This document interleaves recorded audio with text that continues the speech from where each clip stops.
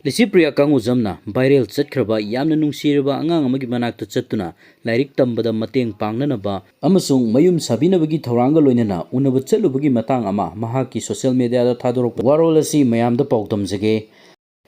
ngasi yaripok angthada phibam thina soklaba viral chatkiba angang adugi yum yengsenba chatluba angang asi paisa leitabana Lairik tambasu tokle hai mamasu yamna toina nabaga mapana regular income leitabaga yamna wana phibam sadana lehawi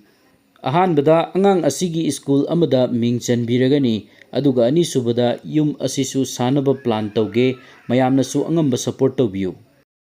mamangda viral chatki hairiba nupi macha asigi video thadorokliba poirei konthokjam hairiba account asida ichanupina mache Lisipriya bu sonduna adum leire chanbiduna share taubiu machegi mafamda video asibu ubinaba haina thagalakhiba lei Madugi paukhum oina Lisipriya Kanguzamna hoi cheche hayeng lake sadok loire kaino yum anauba ama school su Tamhllagani Lairik kanna paramo haina Lisipriya na paukhum pibagi matang amasu social media da uki aduda sunatana oza Totomsana gi yum sabasu loisilakle haina update amasu tawrakli